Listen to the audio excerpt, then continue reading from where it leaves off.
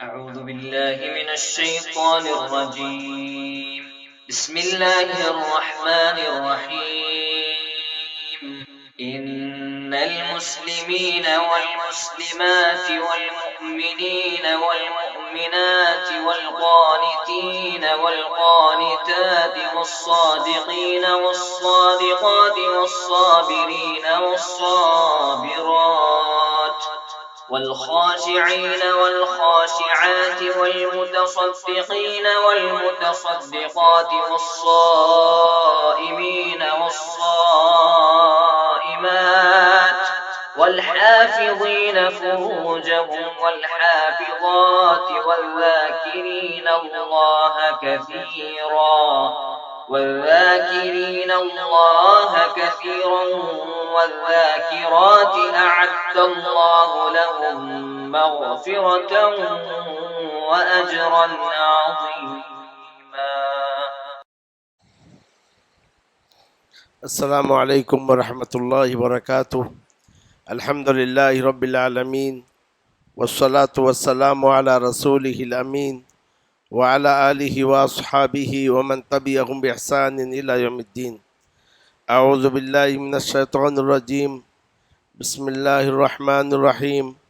وأتموا الحج والعمرة للہ فإن أحصرتم فما استيسر من الهدي ولا تحلقوا رؤوسكم حتى يبلغ الهدي محله فمن كان منكم مريضا أو به أذى من رأسه ففدية من صيام أو صدقة أو نسك فإذا أمنتم فمن تمتع بالعمرة إلى الحج فما استيسر من الهدي فمن لم يجد فصيام 3 أيام في الحج و7 إذا رجعتم تلك 10 كاملة ذلك لمن لم يكن أهله حاضر المسجد الحرام واتقوا الله واعلموا أن الله شديد العقاب.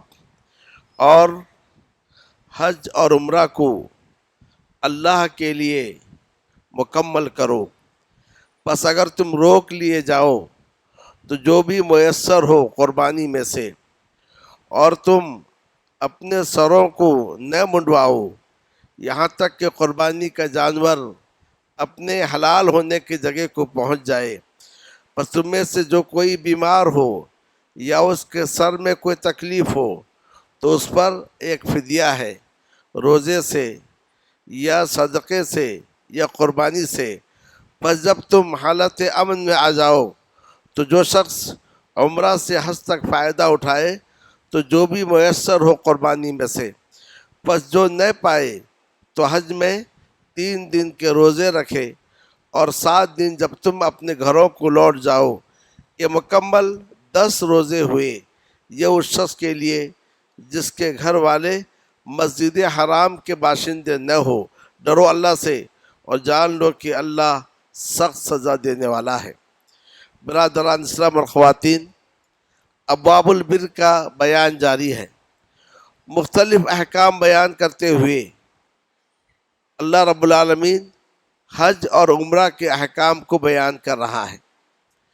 حج کسے کہتے ہیں اور عمرہ کسے کہتے ہیں؟ حج کا معنی ہے القصد، ارادہ کرنا، یا القصد الی معظم، کسی بڑے کا ارادہ کرنا. کسی بڑے کا ارادہ کرنا تو حاجی جس گھر کا ارادہ کرتا ہے، دنیا کے سارے گھروں میں سب سے بڑا گھر اللہ عز و جل کا گھر ہے، بیت اللہ کا قصد ارادہ کرتا ہے. یا کہ حاجی اپنے حج کے ذریعے سے اجر و ثواب کا ارادہ کرتا ہے، اور حج کا اجر بہت بڑا ہے.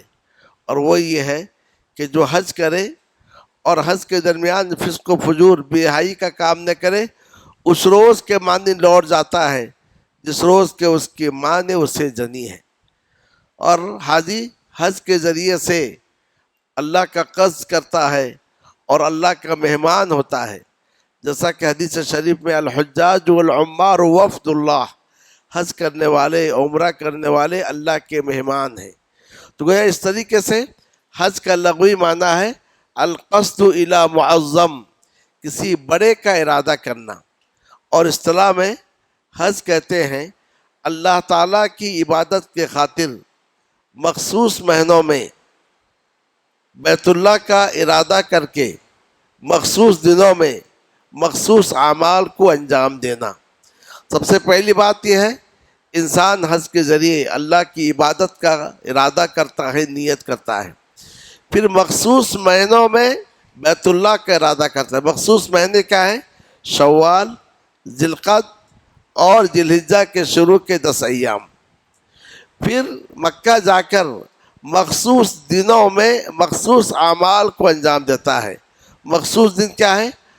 ذی الحجہ کی 8ویں تاریخ، 9ویں تاریخ، 10ویں تاریخ، 11ویں تاریخ، 12ویں تاریخ، اور جو چاہے 13ویں تاریخ کو مخصوص اعمال انجام دیتا ہے۔ عرفہ کے مخصوص اعمال ہیں، مینا کے مخصوص اعمال ہیں، مزدلفہ کے مخصوص اعمال ہیں۔ ان مخصوص اعمال کو حاجی انجام دیتا ہے۔ یہ ہوا حج۔ اور جہاں تک عمرہ کی بات ہے، عمرہ کا لغوی معنی یہ ہے آباد کرنا، زیارت کرنا۔ تو گیا معتمر اپنے عمرے کے ذریعے سے بیت اللہ کو آباد کرتا ہے، بیت اللہ کی زیارت کرتا ہے۔ اور عمرہ کے لیے کوئی خاص مہینہ نہیں ہے، سال میں جب بھی چاہے آپ عمرہ کر سکتے ہیں۔ حج اور عمرہ کے اپنے اپنے احکام ہیں جو انشاءاللہ آگے بیان کیے جائیں گے، مگر اتنا آپ جان لیں کہ حج کی 3 قسمیں ہیں۔ پہلی قسم وہ ہے جسے افراد کہتے ہیں، کہ آپ میقات سے صرف حج کا احرام باندھیں، کہیں لبیک اللہم بالحج، اے اللہ میں حج کے لیے حاضر ہوں۔ اب وہ احرام باندھ کے آپ مکہ جائیں گے۔ مکہ میں بیت اللہ کا جو طواف کریں گے طواف قدوم ہے۔ پھر اگر آپ سعی کر لیتے ہیں تو 10ویں تاریخ کی سعی آپ کے لیے معاف ہے، یا پھر بغیر سعی کے آپ رہیں گے۔ 8 ذی الحجہ کو مینا جائیں گے، 9 کو عرفات جائیں گے، پھر وہاں سے شام کو مزدلفہ آئیں گے، پھر 10 کو مزدلفہ سے آپ مینا آئیں گے۔ مینا میں آ کے جمرہ کو رمی کریں گے، اور اس کے بعد آپ اپنے سر کے بال مونڈ کر کپڑا احرام بدل لیں گے۔ اب اس کے بعد جو بقیہ اعمال ہیں آپ انجام دیں گے۔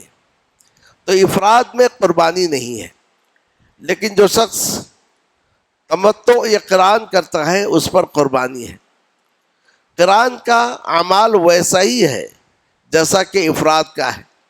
افراد اور قران میں فرق یہ ہے، قران میں قربانی ہے، افراد میں قربانی نہیں ہے۔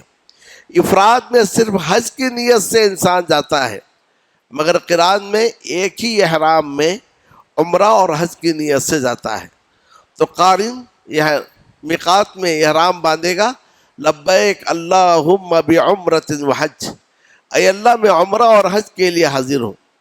اب مکہ جائے گا، طواف قدوم کرے گا یا طواف عمرہ کرے گا، لیکن سعی چاہے کرے چاہے 10 ذی الحجہ کو کرے۔ پھر 8 تاریخ کو مینا جائے گا، 9 کو عرفات جائے گا، سورج ڈوبنے کے بعد مزدلفہ آئے گا، 10 کی صبح کو مزدلفہ سے مینا آئے گا، جب بڑے جمرہ کو رمی کرے گا، اس کے بعد قربانی دے گا۔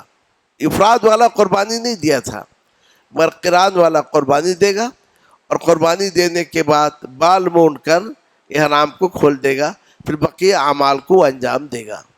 یاد رکھیں، جس شخص کے ساتھ جانور ہو، جو جانور کو اپنے ساتھ لے کر جاتا ہے، تو اس کے لیے قران کرنا ضروری ہے۔ نبی صلی اللہ علیہ وسلم کے ساتھ جانور تھے، اس لیے آپ صلی اللہ علیہ وسلم نے قربانی کیا، اور آپ نے کہا جس کا علم مجھے بعد میں ہوا، اگر اس کا علم پہلے ہوتا تو میں قران نہیں کرتا، میں تمتع کرتا، کیونکہ تمتع کے اندر آسانی ہے، اور نبی صلی اللہ علیہ وسلم اپنے ہر کام میں آسانی کو پسند کرتے تھے تاکہ اس امت کے لیے آسانی ہو، مشقت نہ ہو۔ تمتع یہ ہے کہ آپ میقات میں احرام باندھے صرف عمرہ کے لیے، لبیک اللہم عمرہ، یا کہیں لبیک اللہم عمرہ متمتعا بہا الی الحج، اے اللہ میں عمرہ کے لیے حاضر ہوں، اس سے حلال ہو کر پھر میں حج کروں گا۔ تو آپ مکہ جائیں گے، طواف عمرہ کریں گے، صفا مروہ کی سعی کریں گے، پھر اپنے سر کے بال کو مونڈ لیں گے یا کم کریں گے، اس کے بعد آپ حلال ہو گئے۔ اب جب تک 8 ذی الحجہ تک آپ حلال ہیں، ساری چیزیں آپ کے لیے حلال ہیں، آپ کی بیوی حلال ہے، حج احرام کی ساری پابندیاں آپ کے لیے ختم ہیں۔ پھر 8 تاریخ کو جہاں ہیں آپ وہیں سے آپ احرام باندھیں۔ اگر آپ مینا میں ہیں مینا سے احرام باندھیے، عرفہ میں ہے تو عرفہ سے احرام باندھیے، وہاں سے آپ احرام باندھیں گے، کہیں گے لبیک اللہم بالحج، اے اللہ میں حج کے لیے حاضر ہوں۔ پھر آپ جو ہے 8 تاریخ کو مینا جائیں گے، 9 تاریخ کو عرفہ جائیں گے، 9 کی رات کو مزدلفہ آئیں گے، 10 کی صبح مینا جائیں گے، جمرۃ العقبہ بڑے جمرہ کو رمی کریں گے، قربانی دیں گے جیسے کہ قرآن میں قربانی تھا، اس کے بعد آپ سر کے بال مونڈ کر احرام کھول دیں گے۔ تو حج کے یہ 3 قسم ہیں، ان میں افضل تمتع ہے کیونکہ اس کے اندر آسانی ہے، اور اس طریقے سے اس کے اندر سہولت ہے، اور دین میں افضل وہ ہے جس کے اندر آسانی، جس کے اندر سہولت ہو۔ تو اللہ عز و جل نے فرمایا وَأَتِمُّ الْحَجَّ وَالْعُمْرَةَ لِلَّهِ، تم حج اور عمرہ کو اللہ کے لیے مکمل کرو۔ لفظ اتمو سے جو بات سمجھ میں آتی ہے وہ یہ ہے کہ اور عبادتوں کے مقابل میں حج اور عمرہ کی الگ خصوصیت ہے۔ آپ نماز کے لیے کھڑے ہوئے، ارادہ کر لیجئے کہ میں نماز توڑ دیا، ٹھیک ہے، ختم ہے بات، لیکن حج اور عمرہ کا احرام باندھنے کے بعد آپ ختم نہیں کر سکتے، آپ کو مکمل کرنا پڑے گا، عمرہ کو مکمل کرنا پڑے گا آپ کو، حج کو۔ لیکن اگر راستے میں رکاوٹ آ جائے، آپ بیمار ہو گئے، آگے سفر نہیں کر سکتے ہیں، راستے میں کوئی پریشانی آ گئی، یا کہ آپ کو آگے بڑھنے نہیں دیا جا رہا، کوئی دشمن آ گیا، تو پھر آپ کیا کریں گے؟ قرآن کہتا ہے آپ مکمل کرو۔ تو آپ کے لیے حکم یہ ہے کہ ایسے وقت میں آپ ایک جانور کو ذبح کیجیے اور حلال ہو جائیے۔ تو اگر حج یا عمرہ کا احرام باندھنے کے بعد راستے میں رکاوٹ ہو جائے تو حلال ہونے کا طریقہ یہ ہے، آپ کو ایک جانور ذبح کرنا پڑے گا، جانور ذبح کرنے کے بعد آپ حلال ہوں گے، چاہے وہ جانور حدود حرم میں ذبح ہو، جہاں آئیں آپ وہیں آپ اس کو ذبح کر لیں۔ جیسا کہ نبی صلی اللہ علیہ وسلم اور آپ کے صحابہ احرام باندھ کر گئے تھے، حدیبیہ میں روک لیا گیا، اور اس کے بعد کئی روز تک گفت و شنید جاری رہی، آخر میں فیصلہ ہوا کہ مسلمان بغیر عمرہ کر کے واپس چلے جائیں گے، آئندہ سال کا عمرہ کریں گے۔ تو نبی صلی اللہ علیہ وسلم نے حکم دیا کہ صحابہ اپنے احرام کو کھول دیں اور جانور کو قربانی دیں۔ صحابہ تیار نہیں تھے، انتظار میں تھے کہ آگے بڑھنے کا، عمرہ کرنے کا شاید آسمان سے حکم آ جائے۔ نبی صلی اللہ علیہ وسلم پریشان تھے کہ میں حکم دے رہا ہوں، میرے صحابہ میری بات نہیں مان رہے ہیں، حتیٰ کہ آپ اس خیمے میں داخل ہوئے جہاں آپ کی بیوی ام سلمہ تھی، اور اپنی پریشانی کا اظہار کیا، تو آپ کی بیوی نے کہا اللہ کے نبی صلی اللہ علیہ وسلم وہ آپ کی نافرمانی نہیں کر رہے ہیں بلکہ وہ عمرہ کرنا چاہ رہے ہیں، تو آپ اپنے سر کے بال مونڈ دیجئے، خود بخود سارے کے سارے سر کے بال مونڈ دیں گے۔ تو نبی صلی اللہ علیہ وسلم نے حلاق کو بلایا، نائی کو بلایا، سر کے بال مونڈے، اور دیکھتے دیکھتے حدیبیہ کا میدان بالوں سے بھر گیا۔ تو اس طریقے سے آپ نے اگر قربانی دے دی تو آپ کا عمرہ ہو گیا، وہ آپ کا حج ہو گیا، دوبارہ عمرہ اور حج کرنے کی ضرورت نہیں ہے۔ اور نبی صلی اللہ علیہ وسلم جو دوسرے سال جا کر عمرہ کیے تھے وہ قضا نہیں تھا، یہ عمرۃ القضیہ تھا۔ عمرۃ القضا الگ، عمرۃ القضیہ الگ۔ قضیہ ہے کہ فیصلے کے مطابق آپ دوسرے سال پھر دوسرے عمرہ کے لیے گئے تھے۔ تو وَأَتِمُّ الْحَجَّ وَالْعُمْرَةَ لِلَّهِ، اللہ کے لیے حج اور عمرہ کو مکمل کرو۔ تو یہاں اللہ کے لیے، دکھاوا کے لیے نہیں ہے، حاجی بننے کے لیے، ٹائٹل کے لیے نہیں، اللہ کے لیے کرو۔ فَإِنْ أُحْصِرْتُمْ، اگر تمہیں روک دیا جائے راستے میں، آگے بڑھ نہ سکو، تو فَمَا اسْتَيْسَرَ مِنَ الْهَدْيِ، تو جو بھی جانور میسر ہو اسے ذبح کر دو۔ اب اس کے بعد دوسرا حکم آ رہا ہے کہ جب تم احرام باندھ لو، حج کا ہو یا عمرہ کا ہو، اور اس کے بعد تم مکہ جا رہے ہو، تو سر کے بال تبھی مونڈو جبکہ قربانی کا جانور اپنے حلال ہونے کی جگہ کو پہنچ جائے۔ جیسا کہ تمتع والا ہے، قرآن والا ہے، بال تبھی مونڈنا ہے جب جانور کو ذبح کرے۔ لیکن اگر کوئی تکلیف ہو، احرام کے پابندی کے خلاف کوئی کام ہو، تو آگے اس کا حکم بیان کیا جا رہا ہے۔ ولا تحلقوا رؤوسکم حتی یبلغ الہدی محلہ، اور تم اپنے سروں کو نہ مونڈو یہاں تک کہ جانور اپنے قربان گاہ کو پہنچ جائے، یعنی اسے ذبح کر دیا جائے۔ تو سر مونڈنا ہے جانور کو قربان کرنے کے بعد۔ پس تم میں کا جو کوئی بیمار ہو یا اس کے سر میں کوئی تکلیف ہو تو اس پر ایک فدیہ ہے، روزے سے یا صدقے سے یا قربانی سے۔ احرام باندھنے کے بعد 9 قسم کی پابندی آتی ہیں۔ انشاءاللہ کل کے درس میں ہم ان 9 پابندیوں کو ذکر کریں گے۔ ان پابندیوں میں سے ایک پابندی یہ ہے، جب آپ احرام باندھ لیے، سر کے بال یا جسم کے کسی حصے کے بال کو آپ جو ہے مونڈ نہیں سکتے، کاٹ نہیں سکتے، اکھاڑ نہیں سکتے۔ ناخن کو بھی کاٹ نہیں سکتے، اکھاڑ نہیں سکتے، الا کہ ناخن مرا ہوا ہو، خود بخود ٹوٹ جائے، کوئی حرج نہیں ہے۔ بال خود بخود گر جائے، کوئی حرج نہیں ہے۔ قصداً آپ نہ بال کو کاٹ سکتے، نہ موڑ سکتے، نہ ناخن کو توڑ سکتے۔ لیکن کسی کو اگر تکلیف ہے تب وہ کیا کرے؟ تو گویا احرام کے پابندی کے خلاف اگر کوئی شخص کوئی کام کر رہا ہے تو اس کا حکم یہ ہے، اگر وہ مجبور ہے تو اس کے لیے آسانی یہ ہے کہ وہ 3 کام میں سے کوئی کام کرے۔ کہ وہ 3 کام کیا ہے؟ یا تو 3 دن کا روزہ رکھے، یا 6 مسکین کو کھانا کھلائے، یا 1 بکری ذبح کرے۔ اور اس کے بعد یہ کام کرنے کے ساتھ اب وہ کیا کرے؟ احرام کے اس پابندی کو توڑ دے۔ واقعہ یہ ہے، کعب بن عجرہ رضی اللہ تعالیٰ عنہ کے تعلق سے آتا ہے کہ نبی صلی اللہ علیہ وسلم کے پاس انہیں لایا گیا۔ آپ نے دیکھا ان کے سر میں اتنے جو تھے کہ پیشانی میں گر رہے تھے۔ آپ نے کہا تمہیں اتنی تکلیف ہے؟ مجھے معلوم نہیں تھا۔ کہا اللہ کے نبی جو بہت زیادہ ہو گئے، بہت زیادہ تکلیف ہے۔ تو آپ نے کہا سر کے بال مونڈ دو، ان 3 کاموں میں سے کوئی کام کرو۔ 3 دن کا روزہ رکھو، یا 6 مسکین کو کھانا کھلاؤ، یا 1 جانور قربانی کرو۔ ان تینوں میں سے جو چاہے تم کر سکتے ہو۔ تو اس فدیہ کا نام ہے فدیۃ الاضحیٰ۔ یاد رکھ لیں، احرام کے پابندی کے خلاف اگر کوئی انسان کام کر رہا ہے، اس پر جو فدیہ ہے، احرام کے پابندی کو کوئی توڑ رہا ہے مجبوری کی حالت میں، تو اس پر جو فدیہ ہے اس کا نام ہے فدیۃ الاضحیٰ، تکلیف کا فدیہ۔ اس کے بعد اللہ عز و جل نے فرمایا کہ فَإِذَا أَمِنْتُمْ، بس جب تم امن میں ہو جاؤ۔ راستے میں جو روکا گیا تھا اب آپ کو روکا نہیں گیا، اب مکہ تک پہنچنے کے لیے آپ کے لیے امن ہے۔ تو جو کوئی عمرہ سے حج تک فائدہ اٹھائے، اس میں دونوں آئیں گے، قران بھی اور تمتع بھی۔ قران بھی عمرہ اور حج کرتا ہے، اور تمتع والا بھی عمرہ اور حج کرتا ہے۔ تو تم میں کا جو کوئی اسی سفر میں عمرہ سے حج تک کا فائدہ اٹھائے تو جو بھی میسر ہو قربانی دے۔ اس سے معلوم ہوا کہ متمتع پر اور قارن پر قربانی ہے۔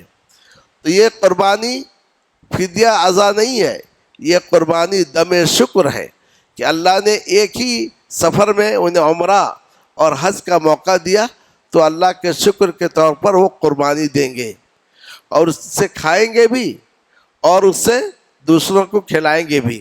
لیکن جو فدیۃ الاضحیٰ ہے، احرام کے پابندی کے خلاف، پابندی کو توڑنے پر جو فدیہ دیں گے، اس سے آپ نہیں کھائیں گے، سارا کا سارا گوشت فقراء اور مساکین میں تقسیم کر دیں گے۔ فمن لم یجد، اب جو شخص تمتع یا قران کرتا ہے لیکن جانور ذبح کرنے کے لیے اس کے پاس طاقت نہیں ہے، یا پیسہ تھا تو گم ہو گیا، وہ کیا کرے؟ حج میں 3 دن روزہ رکھے، یعنی عید سے پہلے یا عرفات سے پہلے 3 دن روزہ رکھے، یا پھر عید کے ایام تشریق میں 3 دن روزہ رکھے، اور 7 دن جب اپنے گھروں کو تم لوٹ جاؤ، تِلْکَ عَشَرَةٌ کاملہ، یہ مکمل 10 دن ہو گئے۔ تو گویا جو قران اور تمتع کرے، یہ کس سفر میں عمرہ اور حج کرتا ہے تو اس پر قربانی ہے۔ اگر کسی کے پاس قربانی کی طاقت نہیں ہے تو 10 دن کے روزہ رکھے، 3 دن حج میں اور 7 دن گھر کو لوٹنے کے بعد۔ اب اللہ عز و جل نے فرمایا کہ یہ جو قربانی کی بات ہے، ایک ہی سفر میں عمرہ و حج کرنے پر جو قربانی کی بات ہے یہ اس شخص کے لیے ہے جو مکے کا رہنے والا نہیں ہے۔ جو مکے کا رہنے والا ہے اگر اس نے عمرہ بھی کیا اور حج بھی کیا تو اس کا حج افراد ہوگا، تو اس کے اوپر قربانی نہیں ہوگی۔ تو یہ اس شخص کے لیے ہے جو مسجد حرام یعنی مکے کا رہنے والا نہیں ہے۔ یہاں مسجد حرام سے مکہ مراد لیا گیا ہے، پورا حدود حرم مراد لیا گیا ہے۔ اسی سے اہل علم نے کہا کہ جب مسجد حرام کہہ کر پورا حدود حرم مراد لیا گیا ہے تو پھر اس کا مطلب یہ ہے کہ حدیث میں جو مسجد حرام کا ثواب آتا ہے کہ ایک نماز کا ثواب 1,00,000 ہے، یہ صرف مسجد تک نہیں ہے بلکہ پورے کے پورے حدود حرم میں ایک نماز کا ثواب انشاءاللہ 1,00,000 ملے گا، 1,00,000 نماز کا ملے گا۔ اور آخر میں اللہ تعالیٰ نے فرمایا اللہ سے ڈرو اور تم جان لو کہ اللہ سخت سزا دینے والا ہے، یعنی اللہ کے جو حدود ہیں ان سے تجاوز نہ کرو، جو حکم دیا جا رہا ہے اس کی خلاف ورزی نہ کرو۔ اگر ان احکام کو تم نے توڑا تو جان لو کہ اللہ سخت سزا دینے والا ہے، کیونکہ تم اللہ کے حدود کو توڑ رہے ہو۔ تو ان آیات میں قران اور تمتع کے احکام بیان کیے گئے۔ کوئی شخص حج کے ارادے سے جا رہا ہے، راستے میں روک دیا جائے، اس کو احصار کہتے ہیں، اس کا حکم بیان کیا گیا۔ یہاں ایک مسئلہ جان لیں، اگر کسی کو ڈر ہے، خدشہ ہے کہ میں اپنا حج یا عمرہ مکمل نہیں کر سکوں گا، راستے میں رکاوٹ آ سکتی ہے جیسا کہ کرونا کے دور میں ہوا، تو اس کو چاہیے احرام مانتے ہوئے شرط لگا لے، اللہم محلی حیث حبستنی، اے اللہ جہاں تو مجھے روک دے گا وہیں حلال ہو جاؤں گا۔ جیسا کہ زبعہ بنت زبیر بن عبد المطلب نے نبی صلی اللہ علیہ وسلم سے کہا کہ مجھے احرام باندھنا ہے لیکن ڈر ہے کہیں میں بیمار نہ ہو جاؤں تو اور حج یا عمرہ نہ کر سکوں، تو آپ نے کہا کہ احرام باندھو اور شرط لگا لو۔ اگر آپ نے شرط لگا لی جہاں کہیں رکاوٹ ہے آپ حلال ہو جائیے، آپ پر کوئی فدیہ نہیں ہے، آپ پر کوئی قربانی نہیں ہے۔ تو گویا اس آیت میں، ایک ہی آیت میں یہ سارے کے سارے احکام بیان کیے گئے اور ساتھ میں ڈرایا گیا کہ اللہ کے حدود کو مت توڑو، اللہ کے حدود کی پابندی کرو، اللہ کے احکام کی خلاف ورزی نہ کرو، یقیناً اللہ سخت سزا دینے والا ہے۔ تو گویا آج ہم جن مسائل میں گرفتار ہیں، جن پریشانیوں میں گرفتار ہیں، اس کی وجہ ہمارے معاصی ہیں۔ اسی لیے بعض سلف نے کہا ما نزل بلاء الا بذنب، جو بھی مصیبت نازل ہوتی ہے گناہ کی وجہ سے ہے، اور وہ مصیبت دور ہوگی توبہ کی وجہ سے ہے۔ تو لہذا ہمیں چاہیے گناہوں سے بچیں، معصیت سے بچیں اور ہمیشہ توبہ اور استغفار کو لازم پکڑیں۔ اللہ رب العالمین سے دعا ہے کہ اللہ عز و جل اس کتاب مجید کو روز محشر ہمارے خلاف حجت نہ بنائے بلکہ ہمارے لیے شفاعت کا ذریعہ بنائے۔ وصلی اللہ تعالی علی النبی الکریم وعلی آلہ وصحبہ اجمعین۔ اس ویڈیو کو آپ اپنے رشتہ دار اور دوست احباب کے ساتھ ضرور شیئر کریں اور سبسکرائب کریں اور بیل آئیکن کو دبانا نہ بھولیں تاکہ مزید آنے والی ویڈیوز وقتاً فوقتاً آپ کے لیے اپلوڈ کرتے ہیں آپ اس سے مستفید ہوتے ہیں۔ جزاک اللہ خیر، والسلام علیکم ورحمۃ اللہ وبرکاتہ۔